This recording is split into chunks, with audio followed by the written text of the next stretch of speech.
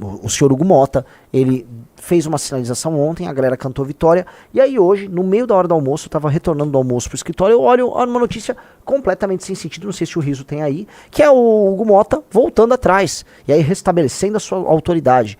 Então, é legal a gente colocar isso na tela, porque fica esse jogo de empurra, né? E aí eu vou colocar o que nós estamos sabendo nos bastidores. Em que o Hugo Motta uma hora cede, na outra ele quer mostrar autoridade. Vamos lá, vamos dar o play. A presidência da Câmara é inegociável. Eu quero que isso fique bem claro. As matérias que estão saindo sobre a negociação feita por esta presidência para que os trabalhos fossem retomados não está vinculada a nenhuma pauta. O presidente da Câmara não negocia as suas prerrogativas, nem com a oposição, nem com o governo, nem com absolutamente ninguém. A presidência da Câmara é Então hoje, vou dar o play de novo. Ele começa dizendo que a presidência é inegociável. Eu não entendi nada. Você está querendo dizer que estava sob negociação a presidência? O Hugo Motta não sabe nem colocar, vamos dizer, fazer um uso competente das palavras ali para se defender, né? Mas vamos lá, dá o play. A presidência da Câmara é inegociável. Eu quero que isso fique bem claro. As matérias que estão saindo sobre a negociação feita por esta presidência para que os trabalhos fossem retomados não está vinculada a nenhuma pauta. O presidente da Câmara não negocia as suas prerrogativas, nem com a oposição, nem com o governo, nem com absolutamente ninguém. A presidência...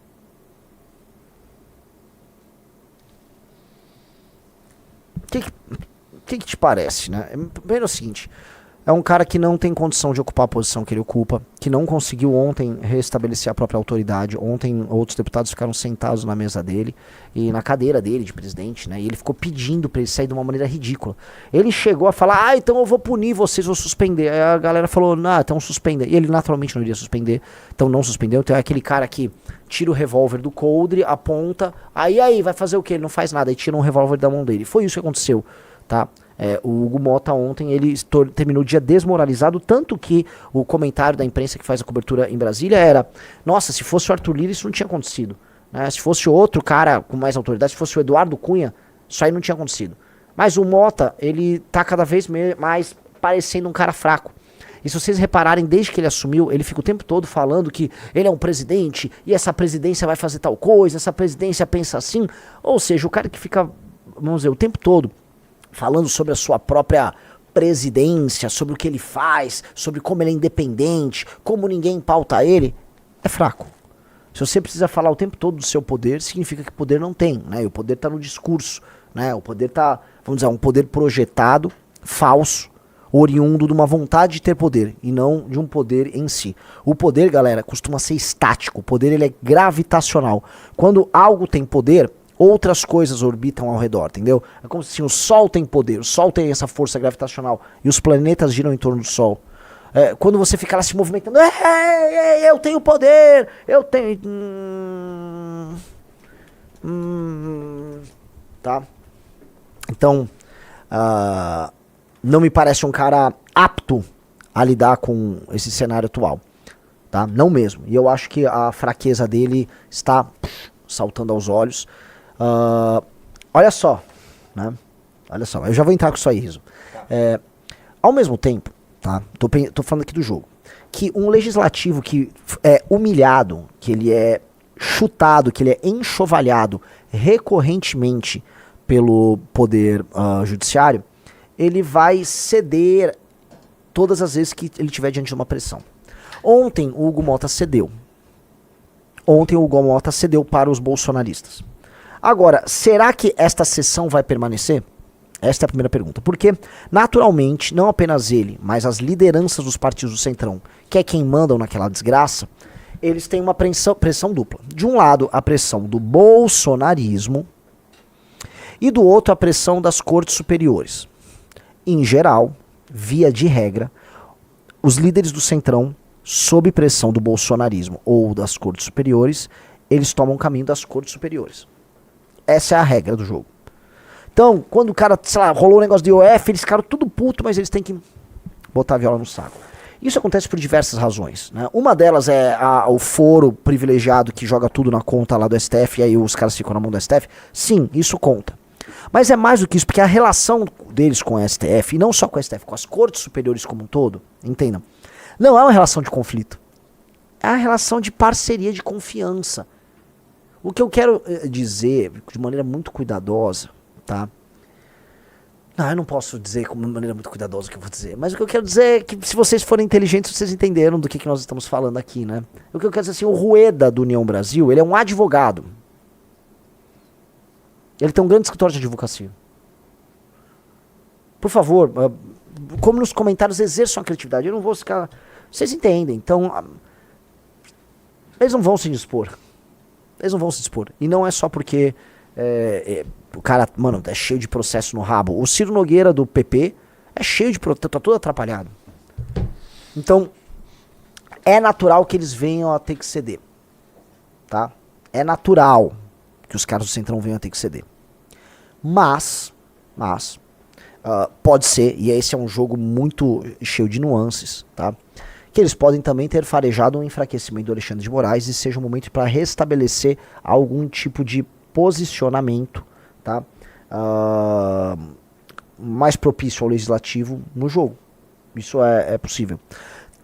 Temos alguns sintomas, por exemplo. Veja só a questão do Sóstenes, né?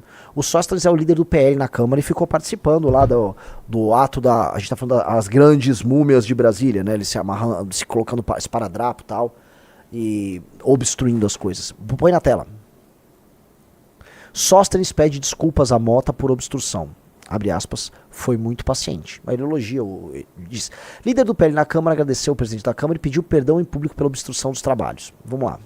Estranho, né? O líder do PL na Câmara, Sóstenes, pediu desculpas ao presidente da Câmara dos Deputados, Hugo Mota, pela obstrução que a oposição causou no plenário nas comissões do Congresso. Ele agradeceu ao deputado paraibano e disse que foi muito paciente. A fala se deu nessa quinta-feira.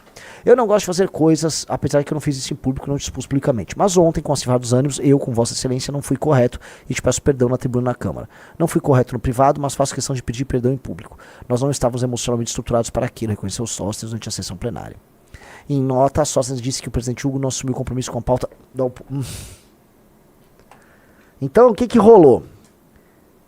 Saíram gritando vitória ontem, certo, Riso? Certo. Vitória, Vitória, vamos pautar! E foram dormir gritando vitória. Terminou com o líder do PL hoje, avisando que o Hugo Mota não assumiu compromisso nenhum com votar a anistia. Veja o que ele disse. O compromisso é com os líderes partidários e nós, que representamos a maioria desta casa, vamos sim pautar o fim do foro privilegiado e a anistia. E aí entra o que nós estamos desconfiados, que nós falando com jornalistas, falando com cobertura em Brasília, né, o que nós farejamos. Talvez o jogo seja o Hugo Mota não pautar e manter o acordo que ele tem com o governo Lula e com as cortes superiores, visar... mas eu não tenho como fazer nada, sai de cena, e aí os líderes dos partidos, no caso o PL, o PPUNI, né, PP União Brasil, o PSD, colocam pra pautar. Talvez eles coloquem pra pautar do jeito deles, né, eles dão aquela temperada, tá, eles dão uma temperada no tema pro tema, vamos dizer, ficar mais palatável para caras do Centrão. Então o que se comenta é isso, o Hugo Mota tiraria o pé, e aí ele de fato ficaria um cara em xeque, e é isso que a gente precisa entender. O Hugo Mota, como presidente da Câmara, morre no jogo de vez. E aí a briga prossegue em novos termos. Vamos lá. Senador Flávio Bolsonaro... Não, deixa eu ler. Bom, tá bom, tudo bem. Bota aí no ar, o que é? Está aqui defendendo que há um acordo para aprovar a anistia. A gente está aqui defendendo que há sim um acordo para que se paute a anistia, tanto na Câmara quanto no Senado, e quem tiver a maioria vai levar essa. E é um gesto importante, eu acho que é até um troféu para toda a população a gente ter conseguido avançar até esse ponto. Está aqui defendendo que há um acordo para aprovar a anistia. Está aqui defendendo que há um acordo para aprovar a anistia. A gente está aqui defendendo que há sim um acordo para que se paute a anistia, tanto na Câmara quanto no Senado, e quem tiver a maioria vai levar essa. E é um gesto importante, eu acho que é até um troféu para toda a população a gente ter conseguido avançar até esse ponto. Isso foi quando? Foi ontem ou esse vídeo de agora? De hoje. Tá? Me soa um pouco, né, um lado a turma do PL, a turma bolsonarista, tentando falar, ó, viu, nós fizemos muita coisa e conseguimos uma vitória, tá? E aí o presidente da Câmara tentando, né, conter e mitigar, vamos dizer, essa sensação ruim que ficou. E não foi isso, não fui pressionado de ceder. E aí no fim eles jogam pros líderes, mas não dentro de uma loja de que fechamos um consenso, fechamos uma maioria, isso vai passar, tá? Mas sim, vamos pautar e vamos que vença o melhor. A gente sabe que na Câmara tem chances de passar. Mas a gente sabe que no Senado o Alcolumbre é um cara que não vai, eu vou repetir, não vai se indispor com a Suprema Corte. O Alcolumbre é um cara todo cagado. O estado dele é o estado, né, mais recebe emenda, é uma farra aquela brincadeira. Ele é um cara que mata no peito e segura qualquer pedido de impeachment contra o Alexandre, tá? E veja só o que ele falou. Olha isso aqui. Acho que isso aqui é a coisa mais importante do ânimos do Alcolumbre. Alcolumbre diz a líderes: nem com 81 assinaturas pauta o impeachment de ministro do STF. A oposição anunciou ter conseguido as 41 assinaturas necessárias para aprovar a admissibilidade do processo de impedimento de Alexandre de Moraes, caso o presidente da casa desse andamento, tá? Desce aí, ou é só o título.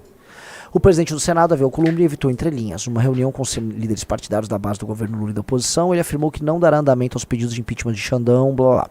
Nem se tiver blá blá blá. O senador deu a declaração em tom elevado. Tamanha irritação até se incluiu na conta para expor que, nem se o Senado inteiro pedisse a abertura do processo, ele daria andamento.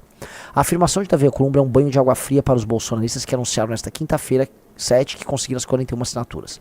Esse é o número necessário para aprovar a admissibilidade do processo, caso o presidente do Senado desse andamento ao pedido. Abre aspas.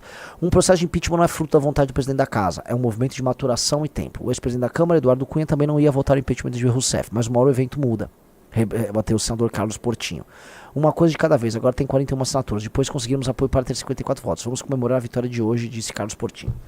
Que parece a vitória de hoje muito mais uma vitória para a plateia. Tipo, nossa parte estamos fazendo. Porque, né, verdade seja dita, ao longo dos últimos meses, mas especialmente agora que está essa pressão do Eduardo Bolsonaro, ficou parecendo que os deputados bolsonaristas, e os senadores também, eram uns inúteis. E eles são uns inúteis, tá? O trabalho parlamentar desses caras é de uma utilidade atroz. Mas, né, vamos colocar aqui, pressionados como eles estão tentando extrair alguma coisa. Conhecendo todos eles não são bolsonaristas. O Kim gravou um vídeo maravilhoso que ele conta, né? O cara ficava lá com os esparadrapo na cara, mas veio do jogo do Flamengo. Tudo que esses caras sonham é uma superação do Bolsonaro. Também ninguém ali tá ligando pra véia que tá presa. Ninguém tá ligando pra essa porra. Tá? Então o lance, a energia, o ânimos dessa galera é um ânimos de outra natureza. Vou lucrar, vou diminuir minha rejeição, volta a pegar esse público bolsonarista que tá super ativo. E jogo que segue. A vida é um trem. Ele vai seguindo aí o trilho dele. E o trilho deles é pra fora do Bolsonaro. Basta ver como o Nicolas, que não fez nada pra divulgar as coisas do Eduardo, agora que ele tem protagonismo, veja só que interessante isso. Agora que ele pode ter protagonismo, aí ele aparece, né? Tamo junto, faz well, vamos não sei o que. Aí quer aparecer. O Nicolas é um cara que quer que o Bolsonaro desapareça. Se o Bolsonaro puder desaparecer amanhã, e o público bolsonarista não fique bravo com nada, com o Nicolas ganhou na loteria na cabeça dele. Então, eles estão ali fazendo os cálculos deles. É um jogo de cálculo. Gostou do vídeo? Para mais vídeos como esse, se inscreva no canal Inevitável Cortes. Deixe o like, comente abaixo o que achou da análise. Vídeos todos os dias com os temas mais diversos da política brasileira.